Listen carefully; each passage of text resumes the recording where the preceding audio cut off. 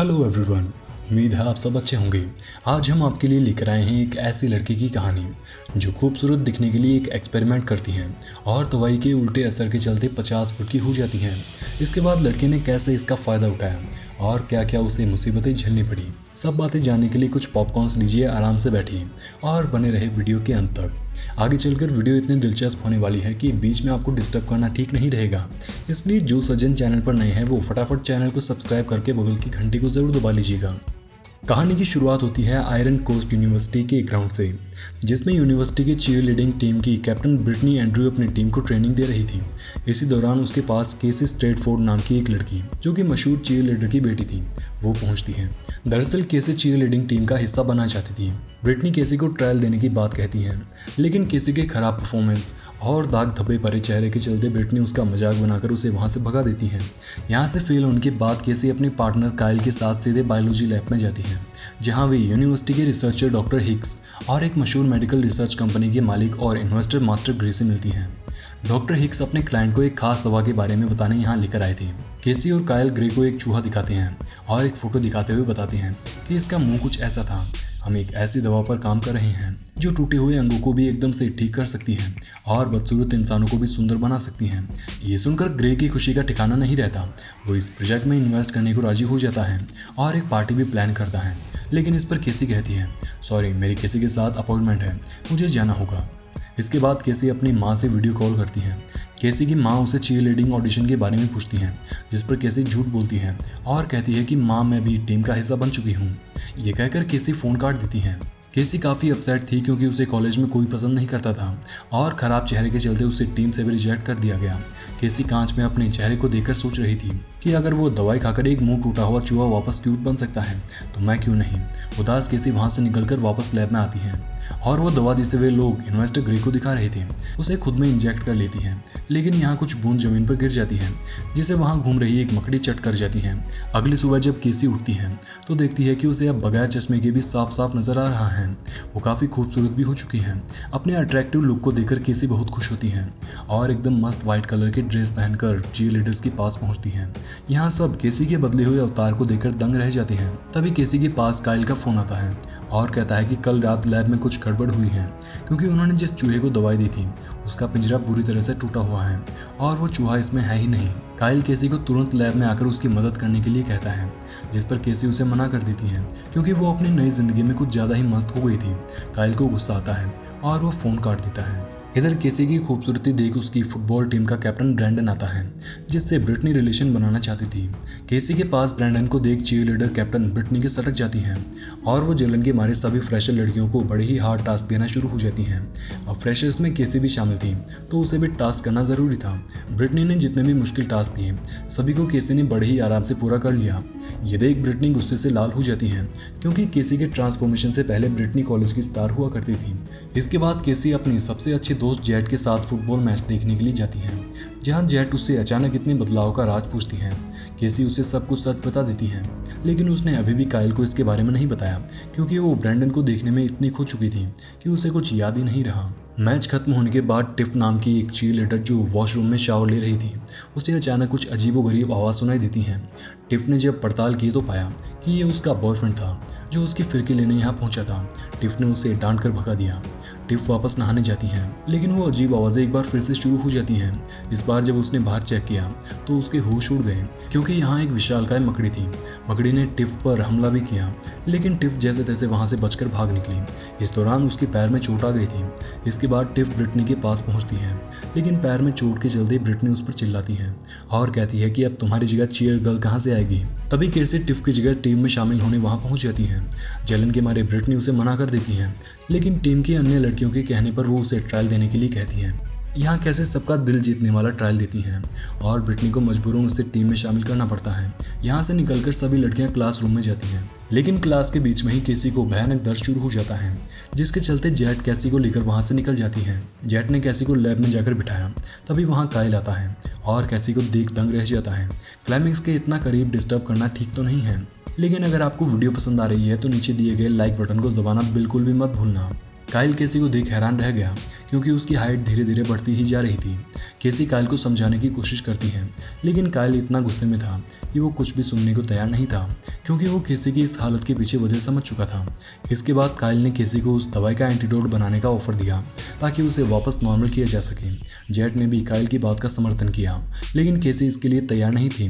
वो अपने इस बदले हुए रूप से खुश थी। शाम होती है और कॉलेज में एनुअल फन रन का प्रोग्राम शुरू होता है, जिसमें ब्रिटनी सभी स्टूडेंट्स को एक चैलेंज देती है, जिसमें एक वाइन की बोतल पीने वाले स्टूडेंट को विजेता माना जाएगा। केसी इस टास्क को कंप्लीट कर देती है, लेकिन इसके बावजूद भी ब्रिटनी किसी और को विजेता घोषित कर देती है, जिसके चलते केसी प्रतियोगिता में शामिल होने से ही मना कर देती है। सब चले गए, लेकिन ब्रैंडन उसके साथ था। दोनों के बीच रोमांच शुरू हो जाता है। वो कुछ करते इससे पहले ही केसी का साइज अचानक से और ज़्यादा बड़ा हो जाता है, और साथ ही वो बड़ी सी मकड़ी भी यहाँ पहुँच जाती है। मकड़ी ब्रैंडन पर हमला करने उसकी तरफ बढ़ने लगी कि तभी केसी ने रोड साइन की मदद से इसे मार गिराया। केसी की ताकत और साइज देखकर ब्रैंडन घबरा गया और वहाँ से भाग निकला, और चूंकि केसी का साइज कुछ ज़्यादा ही बड़ा हो चुका था, तो वो काइल के पास मदद मांगने पहुँचती है। काइल केसी की 2 फ्लोर के बराबर की हाइट देखकर हैरान रह जाता है, लेकिन काइल उसे हौसला रखने की बात कहता है और इसका एंटीडोट बनाने का वादा करता है। काइल डॉक्टर हिक्स को लेकर आता है और दिखता है कि केसी का साइज इतना बड़ा हो गया है कि वो बगैर कपड़ों के स्विमिंग पूल में बैठी है। पूरी कहानी सुनने के बाद डॉक्टर हिक्स कहता है कि ये दवा के साइड इफेक्ट हैं। हिक्स काइल से कहता है कि मैं जब तक वापस ना आऊँ केसी को छिपा कर रखना। इसके बाद काइल केसी को एक बड़े से स्टैचू के पास लेकर पहुँचता है और केसी उसके कपड़े उतार कर पहन लेती है।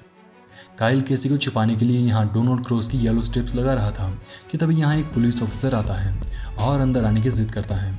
इस पर काइल उसे एक सूट देते हुए कहता है, ये लो, तुम सिर्फ इस सूट को पहनकर ही अंदर जा सकते हो, क्योंकि अंदर जाइंट बंदरों पर एक्सपेरिमेंट चल रहा है और डायरिया जैसी बीमारियां फैलने का भी खतरा है। ये सुनकर पुलिस ऑफिसर घबरा जाता है और कहता है कि ठीक है मैं जा रहा हूँ, पर एनिमल कंट्रोल वाले आए तो उन्हें बता देना कि मैं यहाँ पर आया था। इसके बाद काइल उस मकड़ी के बड़े से पैर पर एक एंटीडोट टेस्ट करता है। इसी बीच यहाँ जेट भी आ जाती है।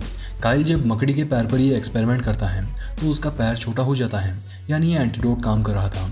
इसलिए काइल लैब जाता है ताकि केसी के लिए वहाँ से एक एंटीडोट बना सके। सीन शिफ्ट होता है और हम डॉक्टर हिक्स को देखते हैं, जो डॉक्टर ग्रे से पूछता है कि हमारी मदद के लिए कुछ लोग आने वाले थे, उनका क्या हुआ। ग्रे कुछ लोगों को बुलाते हैं जो गुंडे जैसे थे। डॉक्टर ग्रे बातों बातों में हिक्स को अपनी गाड़ी के पास ले जाता है और गाड़ी के अंदर डाल देता है। असल में ग्रे को केसी जैसे ही चीयर गर्ल्स बनानी थी। दूसरी तरफ हम ब्रिटनी को देखते हैं, जो ब्रैंडन से केसी का सच जानकर लैब में पहुंची और काइल पर डोरे डालने की कोशिश करने लगी ताकि केसी जैसे ही खूबसूरती की दवा उसे भी मिल सके। वो काइल से जोर ज़बरदस्ती करती है और इसी बीच 2 इंजेक्शन उसके ब्रेस्ट में घुस जाते हैं और वो चिल्लाती हुई वहाँ से भाग जाती है। इधर केसी और जेट आपस में बातें कर रहे थे। जेट कहती है कि काइल तुम्हें पसंद करता है। इसके बाद जेट केसी के लिए आइसक्रीम लेने के लिए बाहर जाती है और डॉक्टर हिक्स को कार में कैद देकर चिल्लाती है। केसी ने सोचा उसकी दोस्त मुसीबत में है, सो वो भी उसके पीछे पीछे बाहर आ जाती है। यहाँ डॉक्टर ग्रे था, जो केसी से कहता है कि हम तुम्हें रिमोट इंस्टॉलेशन के लिए ले जा रहे हैं। इसी बीच काइल भी वहाँ पहुँच जाता है, मदद के लिए फ़ोन लगाने की कोशिश करता है, लेकिन तभी डॉक्टर ग्रे ने काइल पर हमला कर उसे बेहोश कर दिया। ये देख जेट कहती है कि केसी तुम यहाँ से भाग जाओ, वरना ये लोग तुम्हें अपने नापाक एक्सपेरिमेंट के लिए काम में लेंगे। जेट की बात मानकर केसी वहाँ से भाग जाती है, लेकिन केसी इतनी बड़ी थी कि उसके पास छिपने की कोई भी जगह नहीं थी। कुछ ही देर में डॉक्टर ग्रे ने केसी को घेर लिया और बेहोश कर दिया। दूसरी तरफ ब्रैंडन ब्रिटनी के कमरे के बाहर उसके लिए परेशान होता है। अंदर से ब्रिटनी की आवाज़ आती है क्योंकि वो इन दोनों इंजेक्शंस को ब्रेस्ट से बाहर निकाल रही थी। इसी के साथ ही ब्रिटनी की बॉडी में भी कुछ चेंजेस होने लगती हैं। दूसरी तरफ डॉक्टर ग्रे ने कैसी को जंजीरों से बांधकर सुला दिया। काइल और जेट भी वहाँ एंटीडोट लेकर पहुँच जाते हैं। ग्रे कहता है कि अब हम केसी के ब्लड से चीज़ों को रिन्यू कर सकते हैं ताकि हमारी कंपनी को करोड़ों का फ़ायदा हो सके। ब्रिटनी भी अब बाहर आ चुकी थी। उसने भी एक पुतले के कपड़े उतारे और पहन लिए। इसके बाद ब्रिटनी लोगों को डराते हुए सड़क से गुजरती है। इधर काइल और जेट देखते हैं कि डॉक्टर ग्रे ने केसी को ले जाने के लिए एक एयरशिप बुला लिया है। दोनों ने जब इसका विरोध किया तो गार्ड्स ने इन पर हमला शुरू कर दिया। काइल और जेट को पिटता देख केसी अपनी जंजीर तोड़ देती है और गार्ड्स के ऊपर कचरे का डब्बा उठाकर पटक देती है। अब जब काइल केसी को एंटीडोट लगाने ही वाला था तो केसी उससे कहती है कि नहीं, अभी नहीं, पहले मैं ब्रिटनी से अपना बदला तो ले लूँ। तभी हमें ब्रिटनी नजर आती है, जो स्टेडियम में पहुंचकर सबको डराना शुरू कर देती है, जिससे स्टेडियम में भगदड़ मच जाती है। यहाँ ग्रे पहुंचता है, लेकिन उसकी दवा का असर ब्रिटनी पर बिल्कुल भी नहीं होता। तभी वहाँ केसी भी पहुंच जाती है। वो देखती है कि ब्रिटनी ने ग्रे को एक खंभे से बांध दिया है। अब ब्रिटनी और केसी के बीच लड़ाई शुरू होती है। दोनों लड़ते लड़ते एक दूसरे के कपड़े तक फाड़ देती हैं। शुरुआत में ब्रिटनी केसी पर भारी पड़ रही थी, लेकिन आखिर में केसी ब्रिटनी को मार कर गिरा देती है और अपनी माँ के पास आती हैं। केसी की माँ कहती है कि ये सब कैसे हुआ।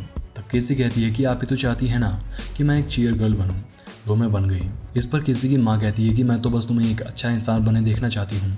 तभी यहाँ ब्रिटनी और बड़ी होकर उठ जाती हैं और केसी को मारने के लिए आगे बढ़ती हैं, लेकिन काइल वहाँ आकर ब्रिटनी को एंटीडोट लगा देता है, लेकिन इससे सिर्फ ब्रिटनी की स्कर्ट जलती है।